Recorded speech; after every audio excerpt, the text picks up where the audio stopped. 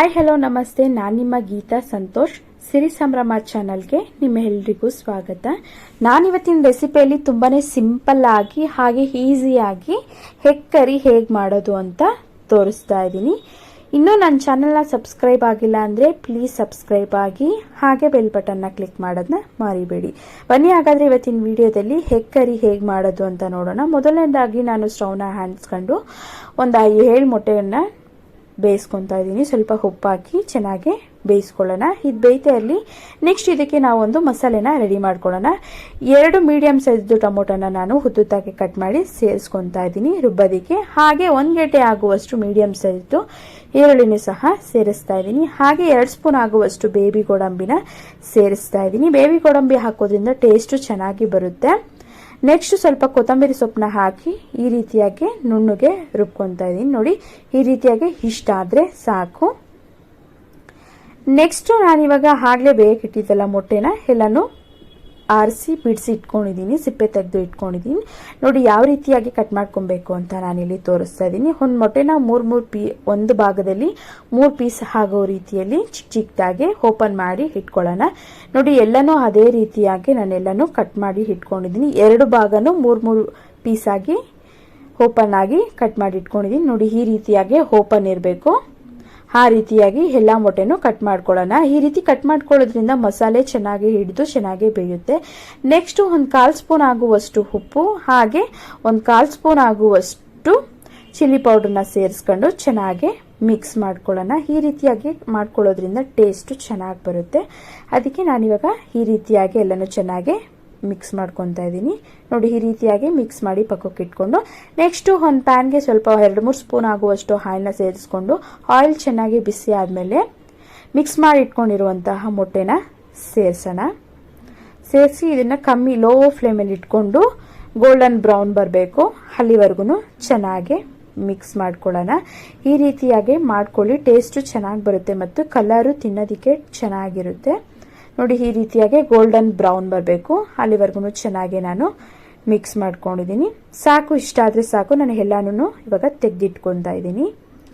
Next ಅದೇ ಎಣ್ಣೆಗೆ ರುಬ್ಬಿಟ್ಕೊಂಡಿರುವಂತಹ ಮಸಾಲೆನ ಸೇರಿಸ್ತಾ ಇದ್ದೀನಿ. ಚೆನ್ನಾಗಿ ಮಸಾಲೆ ಹಸಿ ಸ್ಮೆಲ್ ಹೋಗಬೇಕು ಅಲ್ಲಿವರೆಗೂ ಲೋ ಫ್ಲೇಮಲ್ಲಿ ಇಟ್ಕೊಂಡು ಎಲ್ಲನೂ ಚೆನ್ನಾಗಿ ಮಸಾಲೆ ಎಲ್ಲನೂ ಚೆನ್ನಾಗಿ ಬೇಯಿಸ್ಕೊಳ್ಳೋಣ. ಎಣ್ಣೆ ಬಿಡಬೇಕು ಅಲ್ಲಿವರೆಗೂ ಚೆನ್ನಾಗಿ ಬೇಯಿಸ್ಕೊಬೇಕು. ನೋಡಿ ಈ ರೀತಿಯಾಗಿ ಬೆಂದಿದ್ದಾದ್ಮೇಲೆ ಒಂದು 1/4 ಸ್ಪೂನ್ ಆಗುವಷ್ಟು ಚಿಕನ್ ಮಸಾಲ ಹಾಗೆ 2 ಸ್ಪೂನ್ ಆಗುವಷ್ಟು ಚಿಲ್ಲಿ ಪೌಡರ್ನ ಸೇರಿಸ್ಕೊತಾ ಇದ್ದೀನಿ. ಸೇರಿಸಿ ಚೆನ್ನಾಗಿ ಮಿಕ್ಸ್ ಮಾಡಿಕೊಂಡು ಬೇಯೋದಕ್ಕೆ ಬಿಡೋಣ. ನಿಮಗೆ ಯಾವ ಹದದಲ್ಲಿ ಬೇಕಂದ್ರೆ ನೀರು ಹಾಕ್ಕೊಳ್ಳಿ. ನಾನಿವತ್ತು ಸ್ವಲ್ಪ ಗ್ರೇವಿ ಆಗಿರೋದ್ರಿಂದ ಸ್ವಲ್ಪ ಗಟ್ಟಿಯಾಗಿರಬೇಕು ಅಂತ ನೀರನ್ನ ಸ್ವಲ್ಪ ಸೇರಿಸ್ಕೊಂಡಿದ್ದೀನಿ. ಹಾಗೆ 1 ಸ್ಪೂನ್ ಆಗುವಷ್ಟು ಧನಿಯಾ ಪುಡಿನ ಸೇರಿಸ್ಕೊತಾ ಇದ್ದೀನಿ. ಬೇಕಂದ್ರೆ ಹಾಕೊಳ್ಳಿ, ಇಲ್ಲಾಂದರೆ ಸ್ಕಿಪ್ ಮಾಡಿ. ಹಾಗೆ ರುಚಿಗೆ ತಕ್ಕಷ್ಟು ಉಪ್ಪನ್ನ ಸಹ ಸೇರಿಸ್ತಾ ಇದ್ದೀನಿ. ಸೇರಿಸಿ ಎಲ್ಲನೂ ಚೆನ್ನಾಗಿ ಮಿಕ್ಸ್ ಮಾಡ್ಕೊಳ್ಳೋಣ. ಒಂದು 5 ನಿಮಿಷಗಳ ಕಾಲ ಸ್ವಲ್ಪ ಲೋ ಫ್ಲೇಮಲ್ಲಿ ಇಟ್ಟು ಮುಚ್ಚಿಡೋಣ. ಮಸಾಲೆ ಎಲ್ಲನೂ ಚೆನ್ನಾಗಿ ಬೆಂದು ಎಣ್ಣೆ ಬಿಟ್ಕೊಬೇಕು.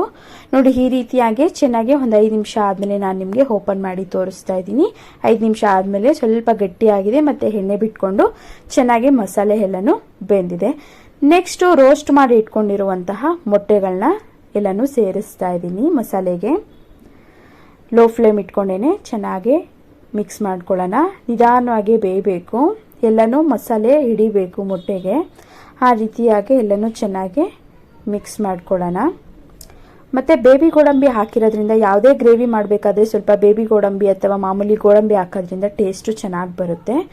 ನೆಕ್ಸ್ಟು ಒಂದು 5 ನಿಮಿಷಗಳ ಕಾಲ ಇದನ್ನು ಸಹ ಲೋ ಫ್ಲೇಮಲ್ಲಿ ಇಟ್ಕೊಂಡು ಚೆನ್ನಾಗಿ ಬೇಯಿಸ್ಕೊಳ್ಳೋಣ.